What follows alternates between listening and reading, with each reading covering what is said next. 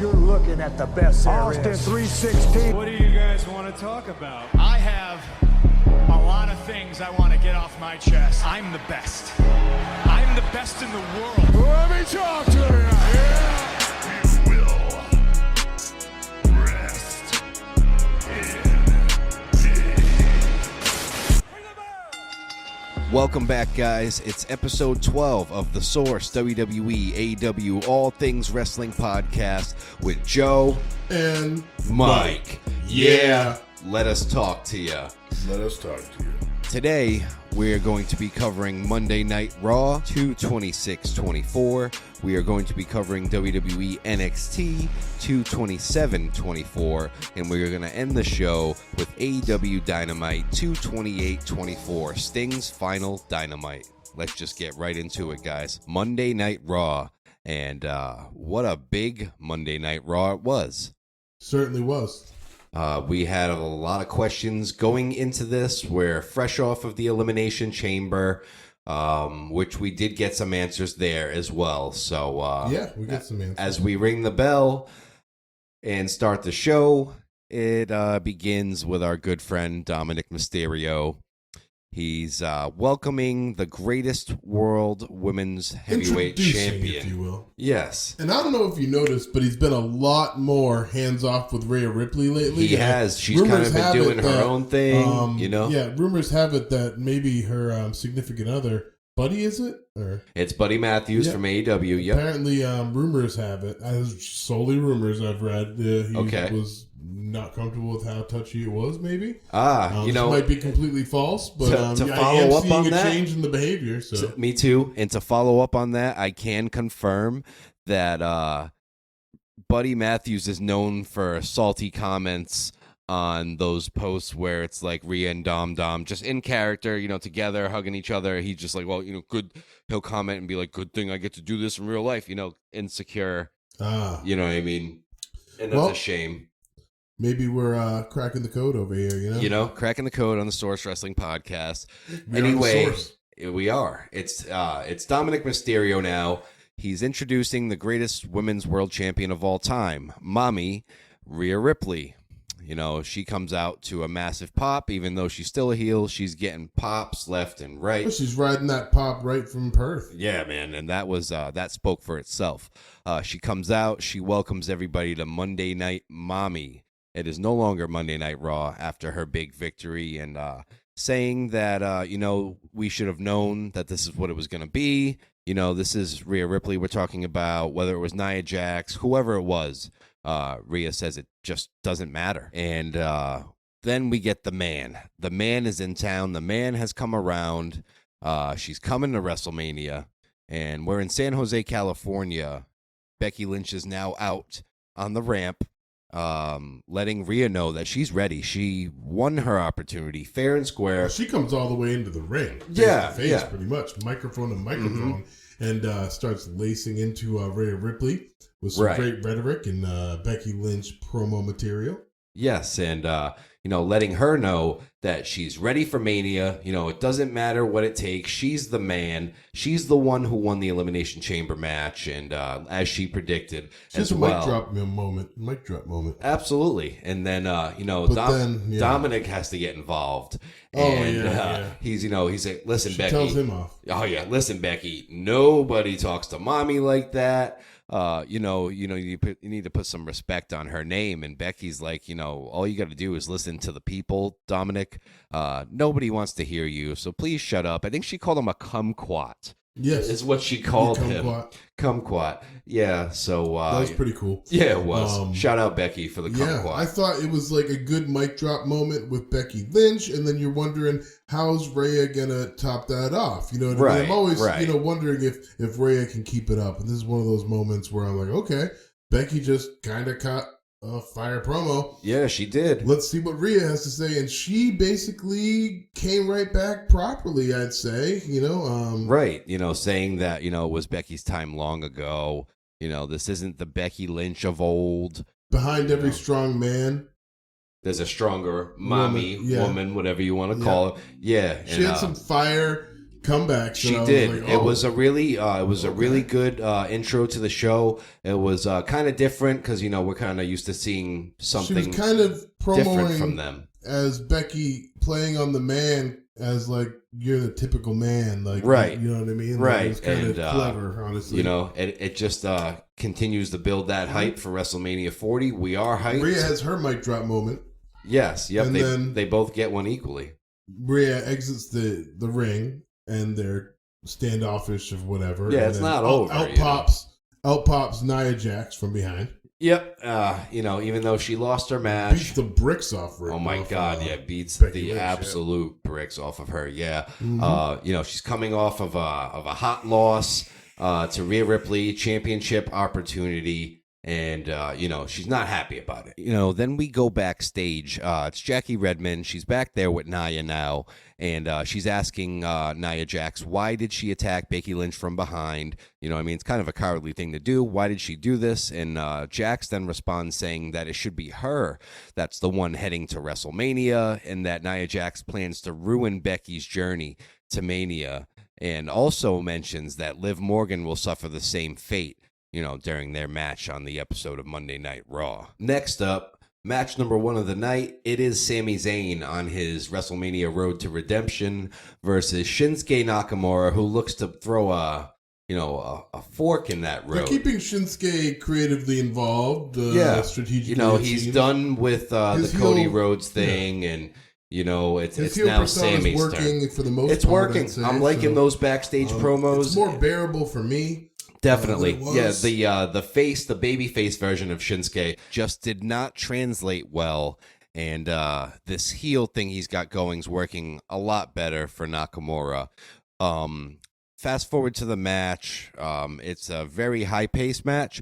Both guys are really giving it everything they have. And we're seeing a lot of signature holds from the both of them. And this is a match that I kind of haven't seen in a while. I don't know if they've wrestled before, but I was pretty entertained. I'm not going to lie. Now, this match had a lot of exchanges. It was very close, almost all the way through.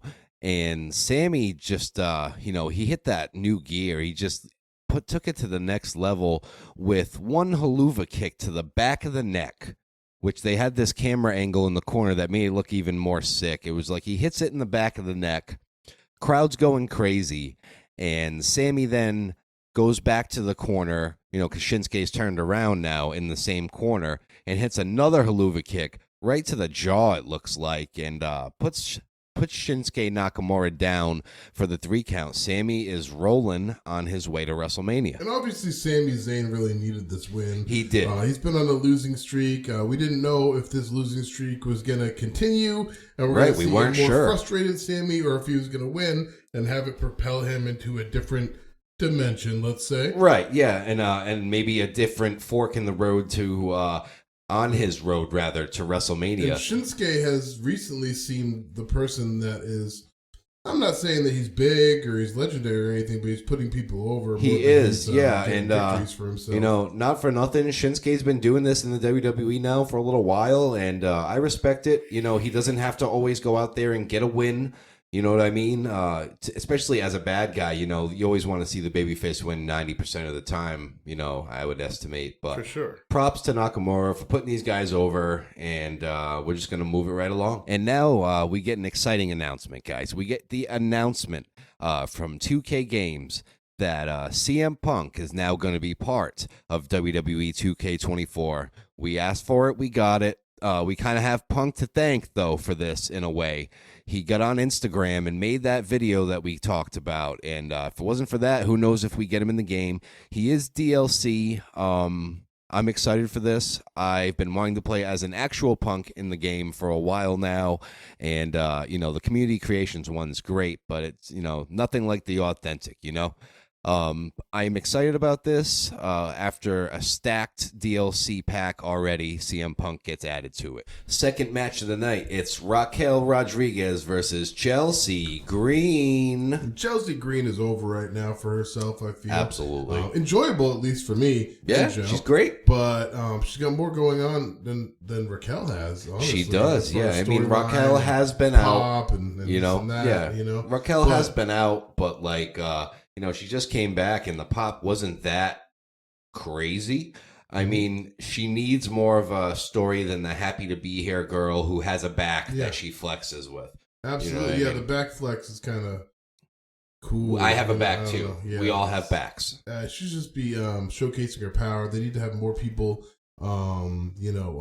flex their power like Nia Jax is doing right now. Yeah, she's doing it the right she way. throws her weight around. Giant Gonzalez, I could see.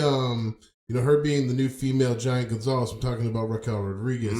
I feel like she could fit into one of those kind of beast roles. I feel like that would be more good for her. charactery about their characters. Right. You know, switch her gear up, do something. Make her cool. You know what I mean? Make her something. Exactly. Be excellent. You know, but, the Chelsea, succubus or something. Chelsea Green comes down the ramp talking, saying how, she loves doing that. Raquel Rodriguez, saying that she's not scared and not worried about it.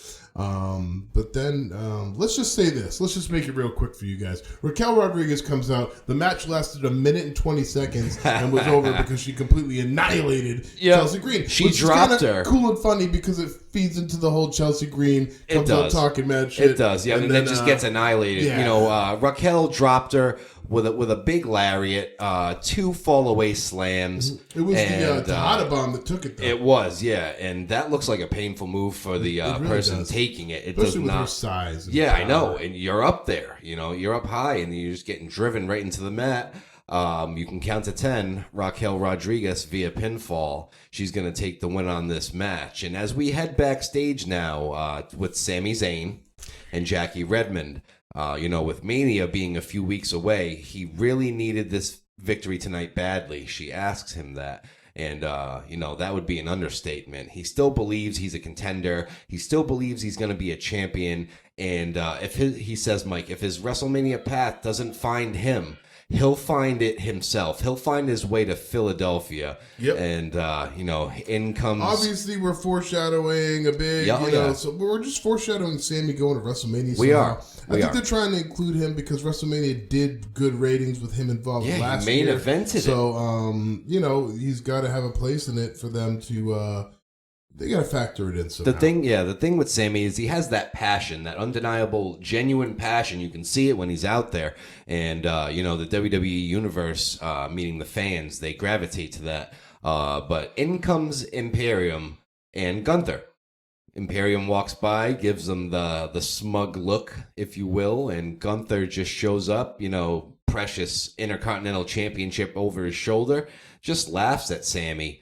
After he's all pumped on his win, and Sammy's, shaking his head, and, he's not going to let this bring him down from his big win. Next up, we get a Cody Rhodes backstage interview with Kathy Kelly. She's, she's with Cody. She's saying, you made big news at the Elimination Chamber in Perth. You challenged The Rock to a one-on-one match, and people are questioning that strategy. Is it really smart for Cody Rhodes to be, challenging The Rock, calling him out, especially heading into, the most important match of his life at WrestleMania? And Cody is like, I don't know if it's as much strategy as it is simple and easy. The Rock slapped him across the face. He's saying he challenged him to a match anywhere, anytime, and he's awaiting the Rock's his answer on this Friday's episode of Friday Night SmackDown. In the meantime, she then asks him, you have a match tonight with Grayson Waller. How do you think that's going? And Cody's like, do you guys like Grayson Waller? No. He's been watching him. He watched him win the Iron Survivor Challenge. He's got a ton of skills, not just on the mic. He's really putting Grayson Waller over here. But a little bit. Yeah. A little bit. And he's also making sure everyone knows that the main event is Cody Rhodes for a reason. He's not coming here to lose, especially on this road to WrestleMania here. Especially after just losing to Drew McIntyre for the first time getting pinned since Roman Reigns at last WrestleMania. I am still mad about that. So you already know Cody's got to win this match and get back on the on the horse. You know what I'm saying? Yeah, especially to take a loss to Grayson Waller, the Aussie icon. We're no longer in Perth. Nobody's cheering Waller. So, it's all Cody at this point. That was a one-time thing. After that, we now have Gunther coming out. He's in the ring with Imperium, and he's boasting. He's saying, after I successfully defended my title last week against Jey Uso, I stand before you, still the greatest and longest reigning Intercontinental Heavyweight Champion. Very confident. Ever. Very confident. But he does say some really interesting things. Things. And we haven't seen this side of Gunther yet, which I'll touch on now. He's saying, but he's still the champion, still standing before you as champion, but for the first time in a while, he says he's got to be honest. It was close, and he even says, which shocked me, that he felt the Intercontinental Championship slipping away. Yes, he did. And is Gunther human? I thought it was going to go, to tell you the truth. Yeah, is Gunther human now, guys? We don't know. He follows by saying he's lucky. Nobody's perfect, but he's very close, he says. And then he moves on to how Kaiser and Vinci are gonna work the New Day, later tonight in this street fight. Seems very confident in that. Oh yeah, very confident in that too. That they're taking out the New Day in that match. He also wants to make sure. Be interesting because the New Day is supposed to be a top tier tag team. Yeah, dude, they're one of the longest reigning duos with those tag team championships, and he's ending all that by saying, for over 600 days now, he's been working hard, putting everything into that title to make it the most prestigious title in the company. And he's saying that nobody's left worthy enough. Who's it going to be? He's beaten them all, he says. Out comes Damian Priest. Okay, and this is where it gets interesting. Damian Priest is, obviously, we know, not only Damian Priest, but the entirety of Judgment Day is from Rhea, really. Right. And they weren't really clear on who it was at going first. For yeah, right. Silence. Honestly, yeah, keep going. But yeah. Damian Priest ends up being the one who does the talking here. And he's like, listen, Gunther, we don't sweat you. Although he's had a dominant run, this is the Judgment Day. And we're on a run as well with these tag team championships. And he's letting them know that at the upcoming Elimination Chamber at the time, they ran the table, all right? And that it's going to take a lot more than just Imperium to take these guys out. And Damian follows that by saying they plan on adding more gold at WrestleMania. But then Dominic steps up. Oh, and we hate to see it. He gets into Gunther's face. He does. It seems like Dominic is the one that's challenging him. Yeah, right. That's what it feels like at that moment. It did. And, even later backstage with Rhea, she was like, Gunther, Dom, are you serious? Oh, yeah. Later on, yeah, for sure. And it wasn't clear. That's why I feel even more it's for some reason Dominic in this equation. Right. Is Priest going to hang Rhea on Ripley didn't go up to anybody but Dominic. Exactly. Right up to him. Yep. She honed in and like he a says missile. to her right then and there, I got this. Yeah, right. So what does that mean? Yeah. And while that happens, Dom actually runs into Andrade El Idolo backstage, and he has to talk things over with Rhea. Maybe they can catch up later. But Andrade said he's here to talk business, and he's here to talk business with Adam Pearce. Next match of the night, we have Imperium members Giovanni Vinci and Ludwig Kaiser versus The New Day in a street fight, which is interesting. No rules, all the weapons you could ask for. We haven't seen one of these in a while, and Kofi and Xavier Woods come out in street clothes for this match because, it's a street fight. It's only right? Yeah, I mean, the New Day comes out in jerseys. Yeah, well, they were wearing jerseys and like blue jeans. Sharks jerseys, I believe. Yeah, because they were in San Jose. San Jose Sharks? Yeah, and, props just kind of like weird because it's kind of like very copycat league where, KO and Sami Zayn they were doing in, it. Especially with the Montreal jerseys and KO and Sami when they were tag champs. I feel like these they started jerseys that more catered towards the fans, but right. So needless to say, the match begins and it was a banger. I'm not gonna lie to you. Didn't expect it. I know. All four of these guys know how to wrestle. Granted, Vinci is not great on the mic. The dude can move in the ring. He can go.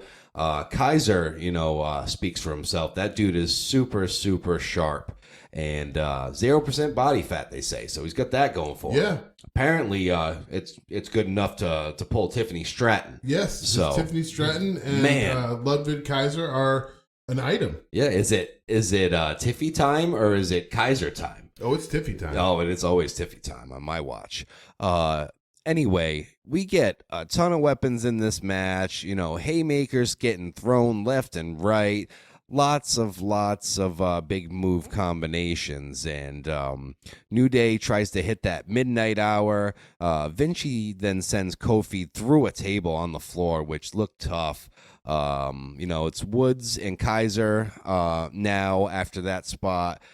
Woods hits him with that back elbow, and then Vinci grabs a cookie sheet and takes Xavier Woods out with it.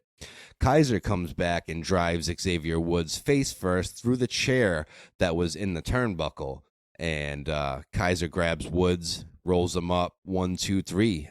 Imperium wins this match. Imperium gets the victory. You didn't expect it, honestly. No. Expected New Day to take this one. But they've been so dominant. I don't know why we're going in this direction, but I'm here for the ride. I like it. It's something new. It's not DIY. You know what I mean? It's not DIY. I have obviously everyone likes the New Day, but I've always liked Imperium too.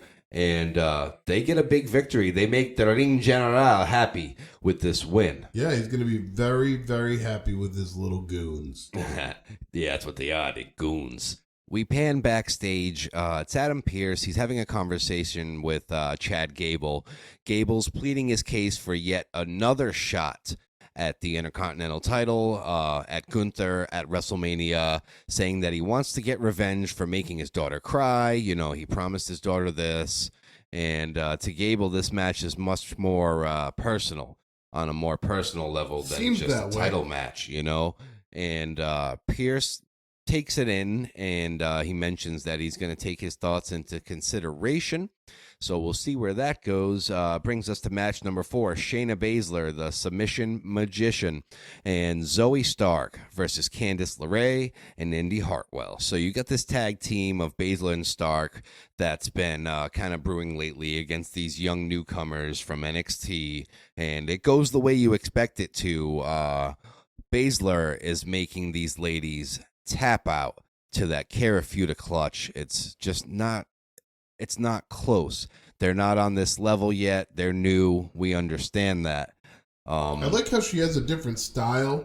She's not like every other female wrestler. Right. She's got a submission style that's different. It's good cool to have things like that to mix it up. Yeah. So there's a place for Shayna Baszler in this league. Don't send her off to AEW just yet. No, for sure. And after this match, we now have R-Truth backstage. Okay. Before I get into this segment, though, because this segment includes R-Truth, The Miz, and DIY. Before I get into this, real quick, The Miz backstage during this episode of Monday Night Raw was locked and stuck in a little 6x8 or so room. They couldn't get him out. He was live on Instagram saying that he's stuck in this room. It was him and at least one other person. You could hear people banging on the door. Nothing worked. I don't know who's to blame, but it happened. I thought that was pretty funny. So back to the segment. R-Truth, Miz, DIY. They are in the Judgment Day's quote unquote clubhouse, if you will. And R-Truth is like, guys, I'm just reminiscing, about the good old days when I was in the Judgment Day. And Miz and DIY are letting him know there's unfinished business here, and R-Truth ends up grabbing his shitty little TV that looks like it's from 1997 out of there. Yep. And they're calling themselves Regeneration X right now. We now it's Drew. Drew's music hits. He's coming down to the ring. He's getting some heat, but people are also cheering him too. It's like, but he's definitely more heel than anything, I would say. He comes out, grabs a microphone, wants to thank everybody, and everybody watching around the world, for praying harder than they've ever prayed. And because of that, this happened. He says, Drew McIntyre is going against Seth freaking Rollins for the World Heavyweight Championship at WrestleMania. Drew is also saying he's messed up, from the match, also from the jet lag, that 30-hour or so flight back from Perth. And he's saying that he's got a blown eardrum from that Elimination Chamber match, and that the doctor advises him not to compete at WrestleMania. And he then proceeds to say, he says that he told his doctor that he's not CM Punk. Yep. So he's going to compete at WrestleMania. Jet Li still setting going. up that whole Still CM Punk going. returns to fight McIntyre Exactly. scenario to give us something entertaining to jump back into. Yeah, cream of the crop. Yeah. So he's getting heat for that, and out comes Seth freaking Rollins. They're singing this song. As usual, crowd's loving him. It's Vibe City in San Jose, and they start going back and forth. Seth is basically letting him know that he's not intimidated by Drew. He's a much better champion, greater champion. And will his knee be at 100%? Probably not. He says, will his back be at 100%? Probably not, but it honestly doesn't matter. Because he's Seth freaking Rollins. He's a visionary. He's revolutionary. Seth freaking Rollins, folks. Quick build up to the WrestleMania match. I see Drew finally getting his WrestleMania moment here. Seth needs some time, but the road to WrestleMania is not over yet, so it could get even more interesting as we go. Next up, fifth match of the night. It's Nia Jax versus Liv Morgan. We already know Nia is not in a very good mood here for the night. Her and Liv go at it. They're having a pretty credible match. I'm not going to lie. I do like both competitors.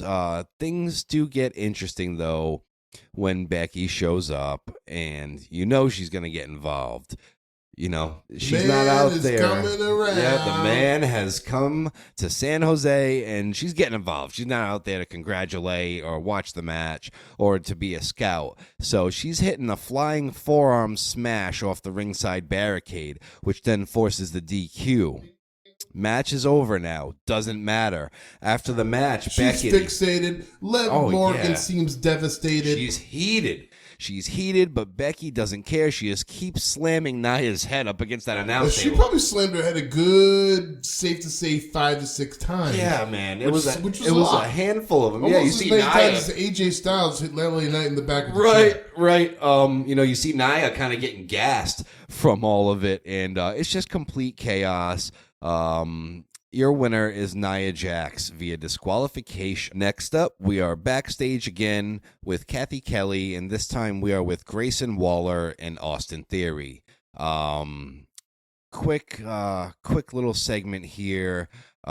He's not surprised that he gets the biggest scoops in WWE, talking about Grayson Waller. The show he has, the Grayson Waller effect. It's bigger than ever. Saying it doesn't change the fact that Cody disrespected him in his home country and attacked his boy Austin Theory. He's saying tonight he's going to change the game. He's going to beat the American Nightmare Cody Rhodes, so that way the bloodline will be ready to just pick the bones after he's done with them. Waller says Cody's never going to finish his story, and if you looked close during this segment, you could see the wise man Paul Heyman lurking in the background. Yep. Not saying a word. He's just there. He's just there. And after that, on Monday Night Raw. Yes, on Monday Night Raw.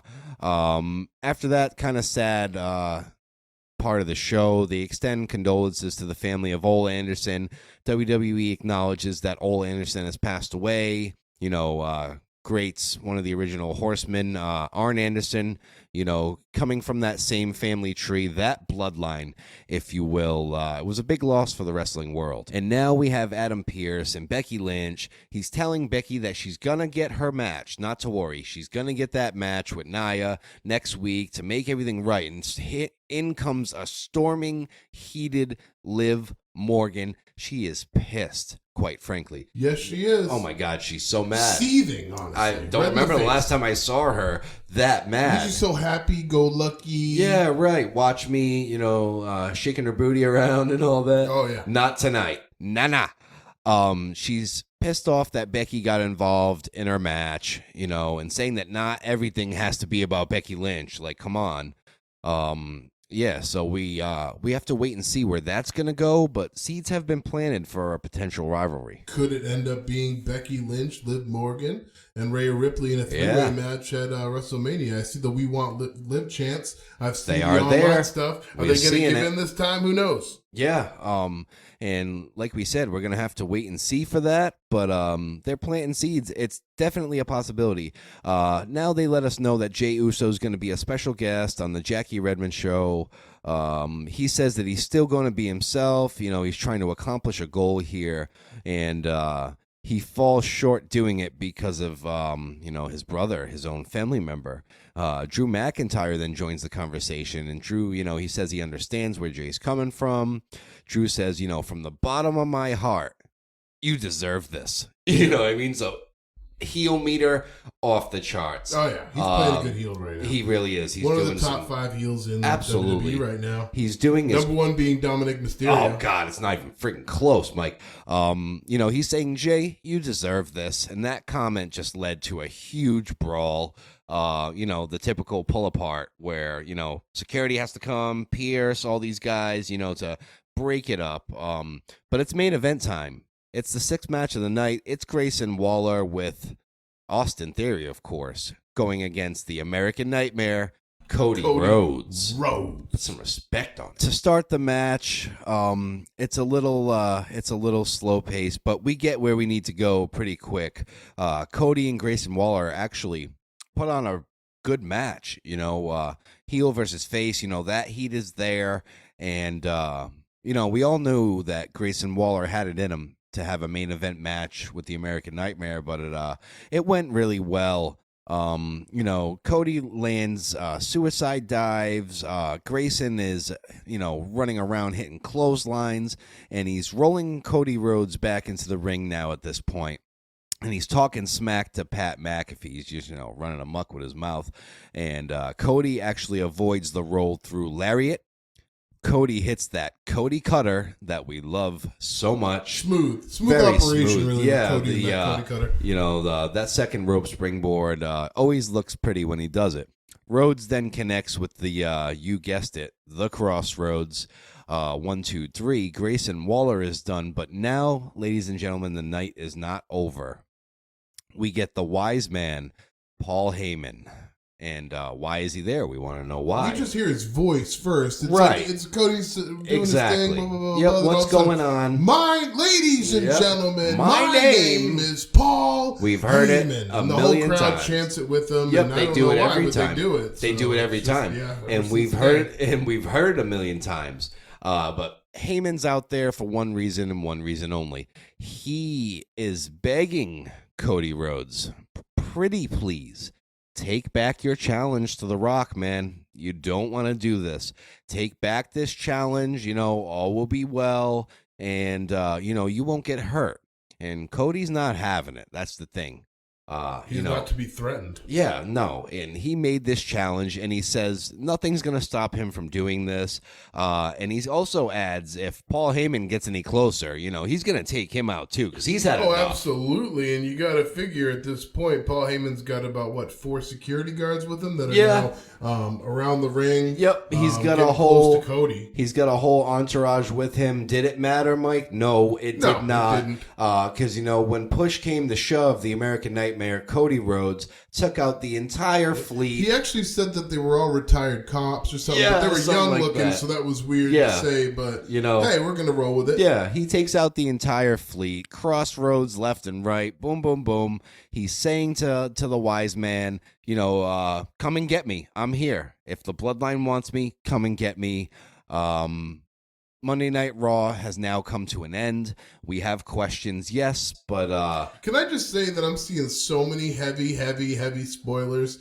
I don't even know if it's a spoiler, but so many heavy online posts about CM Punk being a guest referee for WrestleMania against Rollins. And he is 100% confirmed to my knowledge.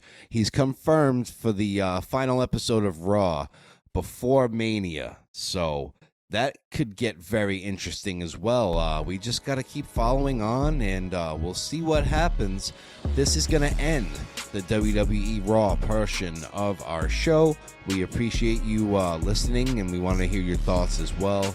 As we move on, we switch gears to NXT. Next on the docket, we have the NXT review from 2/27/2024. I'm going to run through it quick for you guys so you guys can stay all up to date with the NXT shows that are getting more action-packed by the week. It's so star-studded up top that I feel it's trickling down below now, and NXT is really popping off, to the fact that this show starts off with the one and only Ilya Dragunov coming out. And once again, for the second week in a row, he's calling out Mello to come out to the ring. And now he gets his wish, because Mello comes out with his own security team. Says, don't be worried, this is for my own protection. He's very nonchalant, it seems like almost he's a lot more confident. It's a different Mello we're seeing right now. Right. It's a dark Mello, much to the chagrin of the fans. But, he comes out, he says he wants Ilya to basically... kind of brushes him off, says, get all the details of the title match ready, and he will give him till the end of the night to get his contract together. He says he doesn't want to talk to him, doesn't want to fight him, doesn't want to come face to face. He's got his security there. He's not worried.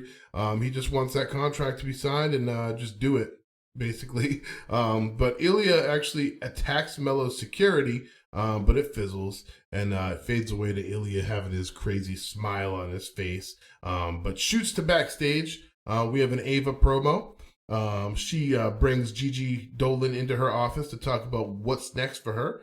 But then Jada comes out into the room unexpectedly. Also wanted to talk to her about her future. So Gigi and Jada obviously start arguing. Ava is like, we aren't going to be having this right now. Tells Jada to leave her office and meets with Gigi. Fades out to the next match. Now, the next match we had up was Kalani Jordan versus Kiana James, who comes out with Izzy Dame. They seem to be a rock-solid duo right now. This match started off with some reversals back and forth to start the match. Izzy Dame tries to stop Kalani, but Kalani ends up jumping out of the ring onto Kiana and Izzy. But in the end, Izzy interferes, of course, with Kalani outside the ring, throws her in, and Kiana hits the deal breaker for the win. Now, very exciting, we get to see the new revamped OC come out, Luke Gallows and Carl Anderson. They come out looking tight, looking big, flexing, all oiled up, looking great, Yeah.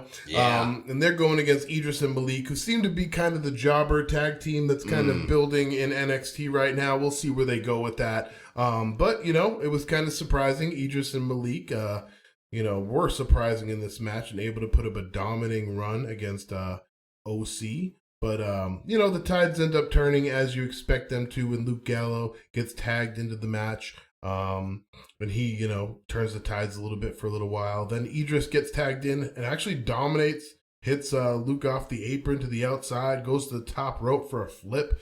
But walks into a spine buster by Carl Anderson, which honestly sets up Gallows for the Magic Killer for the 1, 2, 3. But it wasn't over then. Chase U comes out, Andre Chase and Duke Hudson, the two main guys, come out saying karma is a bitch, and that they're going to get him. But the karma's going to come back to him. And that's going to how it's going to be. Then Nathan Frazier and Axiom enter. But all in all, it was the LWO that shows up from behind, beats up the OC, out of the ring. OC pretty much gets dominated, and then it cuts backstage to Ava. Now, Ava's talking to the one and only Oba Femi, who's on fire right now and really coming up the ranks faster than anybody I've seen in my NXT watching. But, he walks in and basically asks who his next victim was. But really cool segment because in walks Dragunov. And there is a face-to-face showdown. Then Dragunov says, Ava, we need to talk.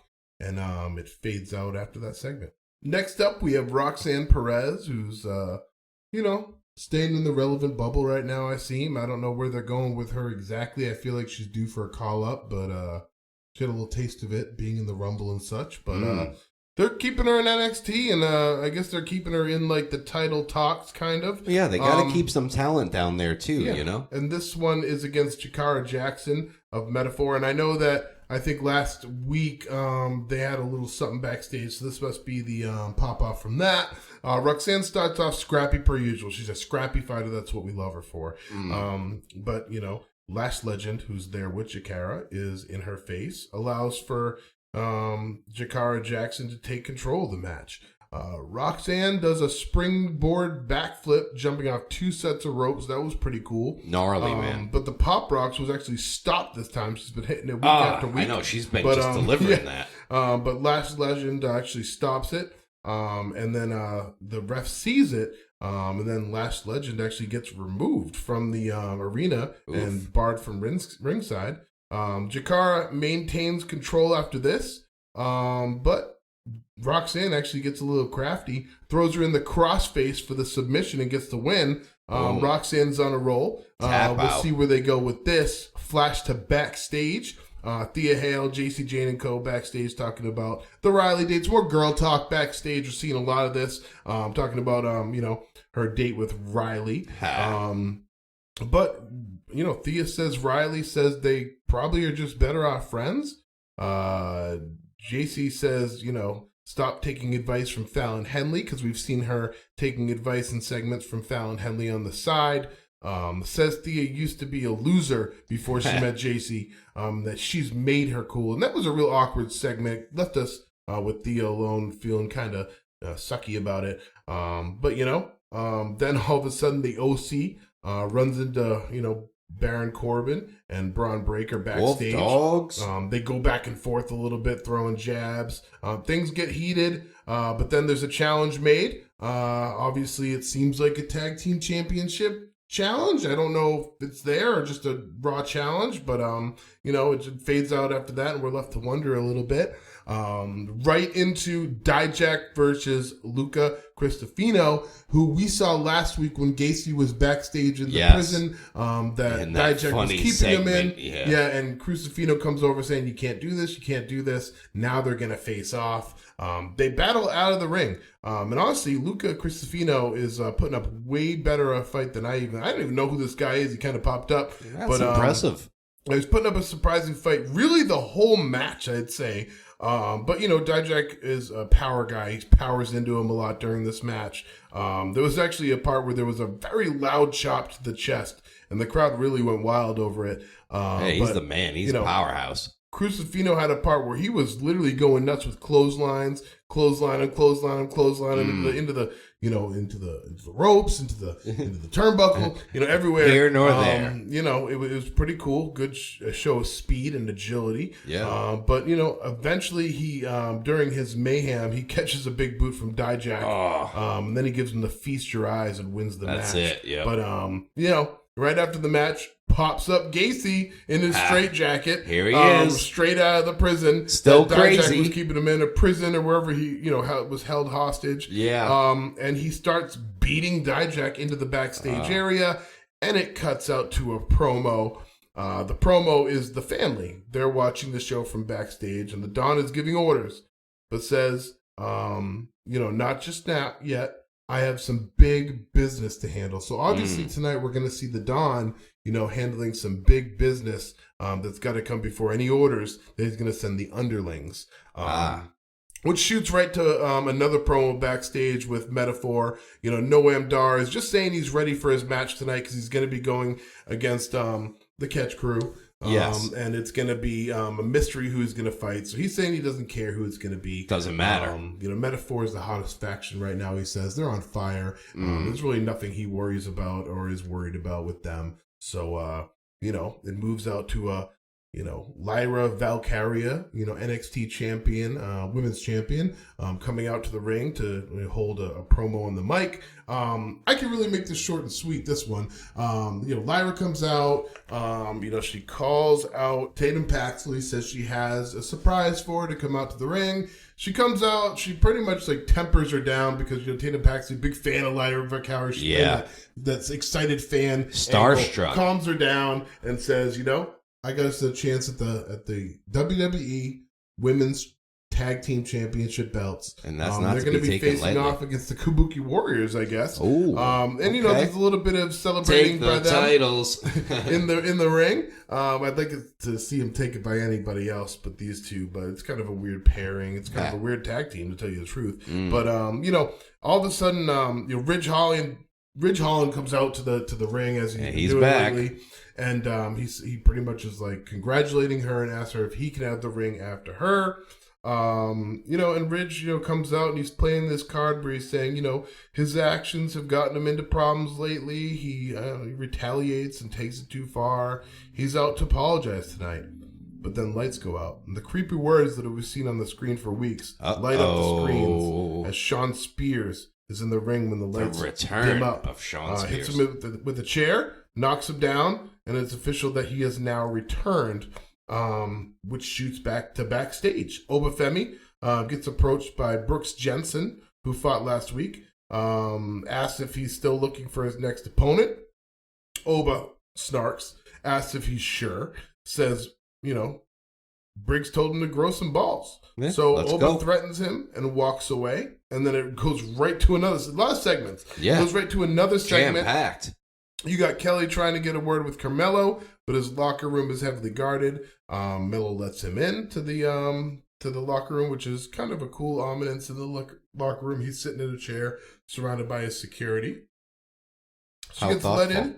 Carmelo says he wants Ava to make him a delivered contract, he says again, and he won't do anything or talk to Dragunov or do anything until there's a signed contract in the ring that he just has to go in and sign. Yep, he wants the King's treatment, done. And he doesn't want to hear it.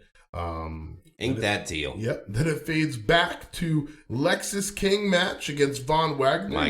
Your boy Lexis King. Now, this was redemption for Mr. Stone yesterday, or last week, sorry. Von Wagner, throwing his strength around to start the match. Strength throughout the whole match, really. And Lexis is the more, smart fighter. Yeah. Holds Lexis using his noodle for a suplex for 10-second crowd chant. Nuts. Lexis eventually comes back trying to chop down the left knee of Wagner, focusing on the knee for most of the match. Wagner eventually comes to fighting and powering back to the outside of the ring on a huge clothesline.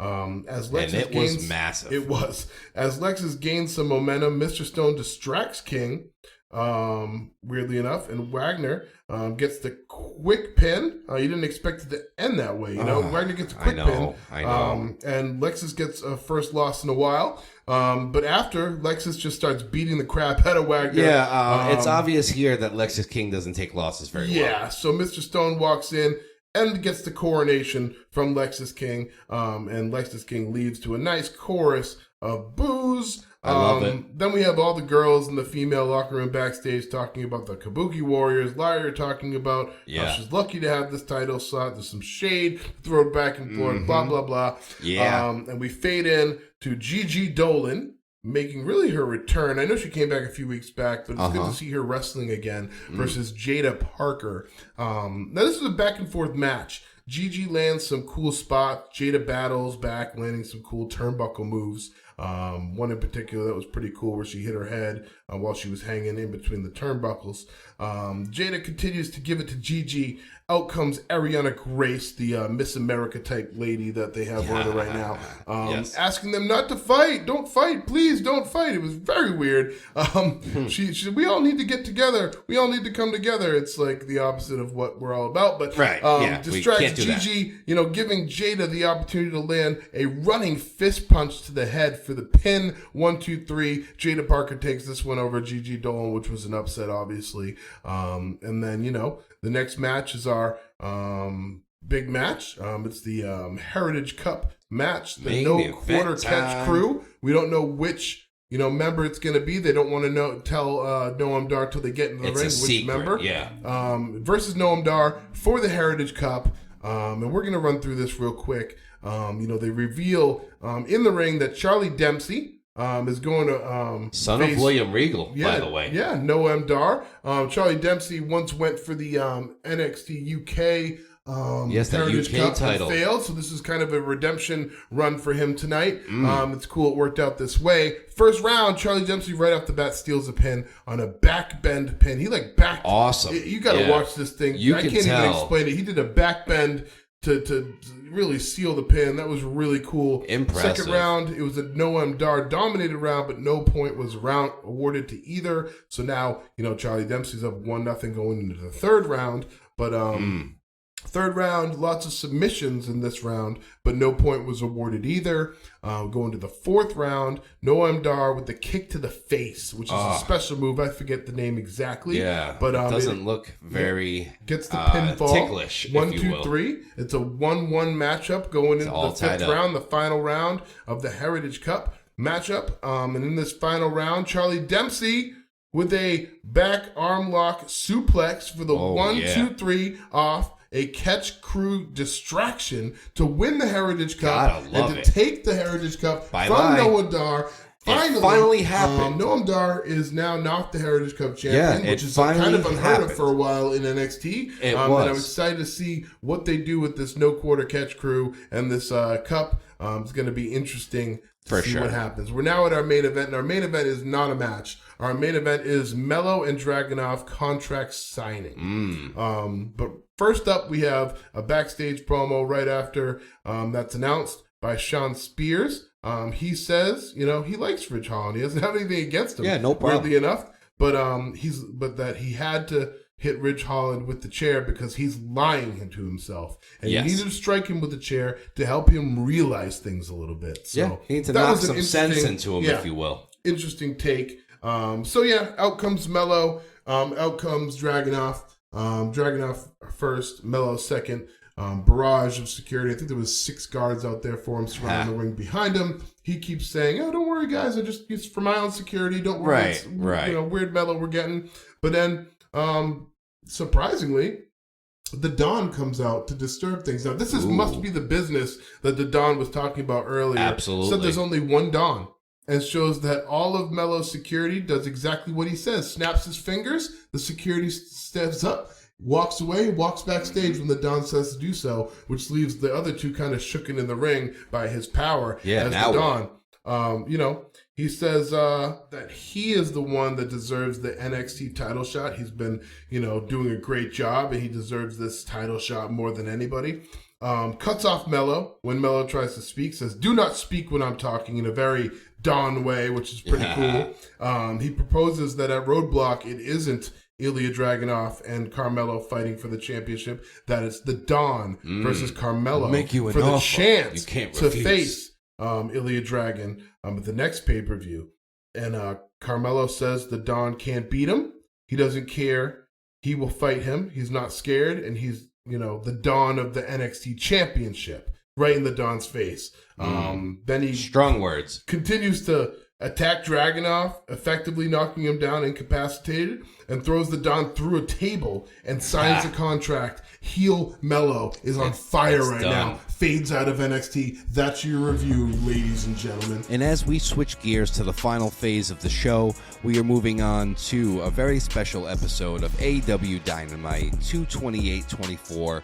This is Sting's last Dynamite. It's big. The last We're here one. for it. Last one. He will not do another because his last match is coming up at this weekend's, you guessed it, AEW Revolution. Yeah. And I'm going to take you through this episode exclusively. You're rolling with Joe for the entirety of this Dynamite episode. Cameras turn on. Adam Page is here, and he's walking out down to the ring. He's on crutches. We're all kind of weary about that. He grabs a mic, and he's addressing his status for the upcoming Revolution pay-per-view, and he says it's not looking good. This is supposed to be a triple threat match. What's going on? Page says he will not be able to compete at Revolution. Swerve then comes out with Prince Nana and says that Page has suffered quite an unfortunate fate, but you can't escape fate or destiny for that matter. Samoa Joe enters here, and he's saying his spiel. He's the champion. They are hungry, accomplished wrestlers, and the only reason that they're hungry is because Joe is starving them. He's eating all the filet mignon, if you will. Swerve's then cutting a promo about how he went from jobless, unemployed, to headlining pay-per-view events. And lest we forget that Swerve is the same dude that broke into a wrestling school and did a lot of crazy stuff. He bloodied an 18-year-old kid, same guy that threatened an infant. Like, he'll do anything at all to win this championship. And he's saying that once he wins, I thought this was great, Samoa Joe's got to go back to commentary wearing that poncho. That was a big jab at Samoa Joe.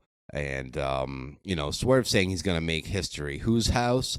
Swerve's house. Always Swerve's house. But now things get interesting here because Hangman, all of a sudden, he's magically better. He takes that crutch, he lays Swerve Strickland right out, and it was a scam all along. Adam Page is still in the match, and it was just another opportunity to get one up on Swerve Strickland. Match number 1 of the night, we have a trios match. It's the top guys, the Living Legends, FTR and Eddie Kingston versus the Blackpool Combat Club, and what a match it was. We got everything that we expected from this 6-man trios match. Back and forth, big move after big move. It ends up with the American Dragon Bryan Danielson transitioning to the triangle choke, and Eddie Kingston is out here, guys. Big match at Revolution coming, and for the Continental Crown Championship with Bryan Danielson, rather, and he just choked him out. Is that some foreshadowing we see to this weekend? We'll see. And after this chaotic match, it's Tony Schiavone. He's coming out to welcome Will Ospreay, the aerial assassin, to the AEW full-time roster.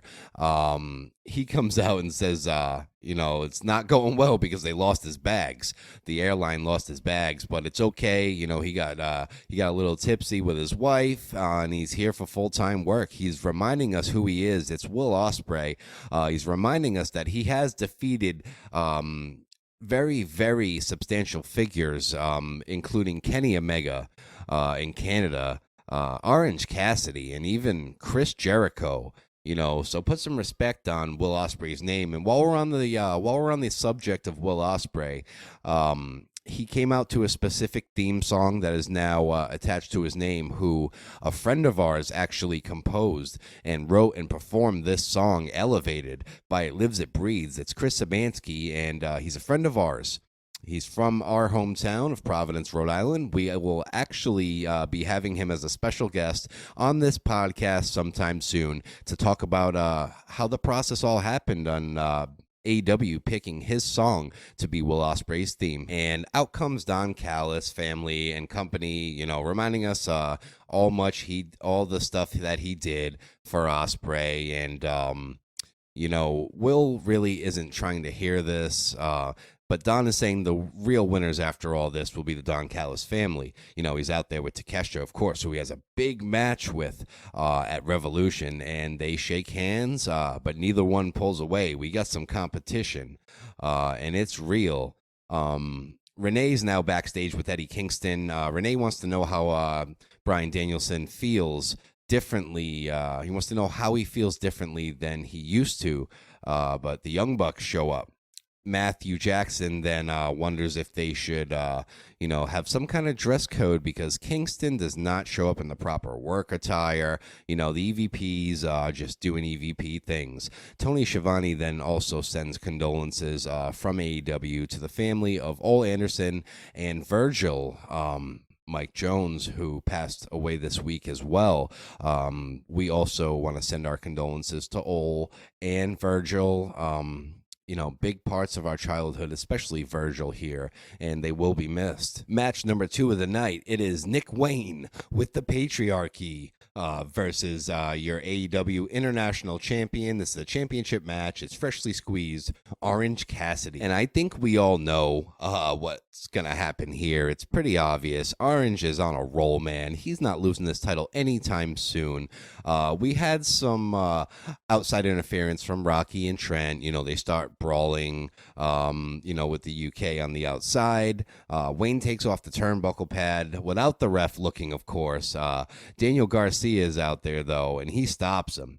Orange Cassidy then lines him up, hits that orange punch. 1, 2, 3, and still AEW International Champion, freshly squeezed Orange Cassidy. And Roderick Strong here then jumps and attacks Orange after the match, but thanks to Trent and Rocky, they make the save. Everything's all good. We get a quick backstage thing with Bang Bang Scissor Gang and Renee Paquette. Jay White's talking him up. Everything's going well. They do the whole everybody loves the Acclaimed and the Bang Bang Scissor Gang, which leads us to match number 3 of the night. It's Chris Statlander versus Sky Blue. This goes back to last week when Sky Blue wanted somebody to grow some balls and fight her. And now she has an opponent here in Chris Statlander. All in all, we had a great match. It was very entertaining. Unfortunately, it was kind of spoiled due to some outside interference on both sides. This match ends up with the referee getting distracted by Stokely Hathaway and Julia Hart, who's out there with Sky Blue. She hits Chris Statlander in the head with the TNT title. Devastating. Not going to get up from that. Sky then hits Code Blue, gets the win. Your winner here is Sky Blue. We then pan backstage. Young Bucks appear now, and they're still on the hunt for Sting. They find his dressing room, and Matt's warning Nick about Sting, reminding him, about the promo we cut last week.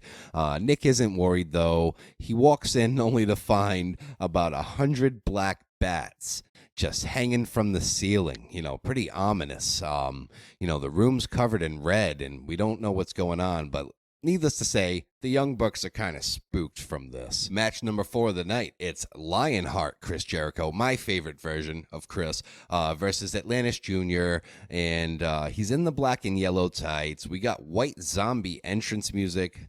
This is different. I like it. I'm a big fan of the whole Lionheart character here. That really made Chris Jericho, in my opinion. Now, this match was entertaining as well. AEW, no matter what anybody says, I'm a fan. They've been putting on good matches lately. It ends up with Lionheart Chris Jericho hitting the Lion Tamer, naturally coming out as Lionheart. Gotta hit that. And Atlanta Senior throws in the towel, and your winner by submission, Chris Jericho. And that was an exciting one, guys. It really was. And now we have the Young Bucks, the EVPs, making their way to the ring. And Darby Allin just attacks right from the front row.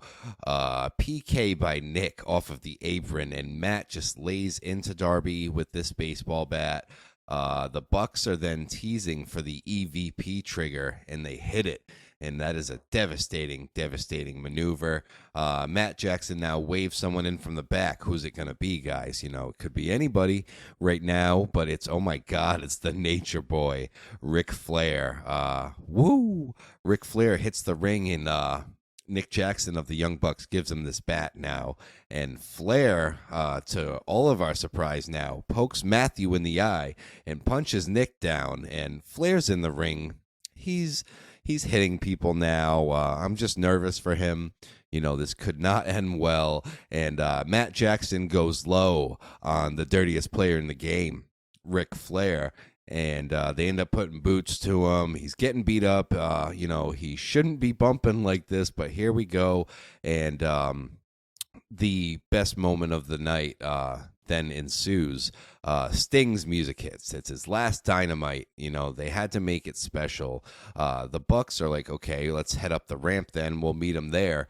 And we get the classic Sting from the rafters. Haven't seen it in so long. He rappels down, and the Bucks are just like scared. They're shaking in their boots. They charge at Sting, but he disposes of both of them with the baseball bat, and Darby comes back. He's coming off the top rope with that coffin drop.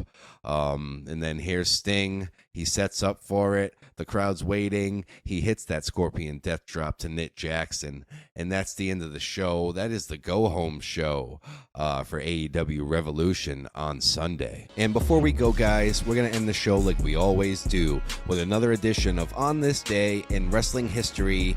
Mike, take it away. On this day in wrestling history, we have notable wrestling birthdays.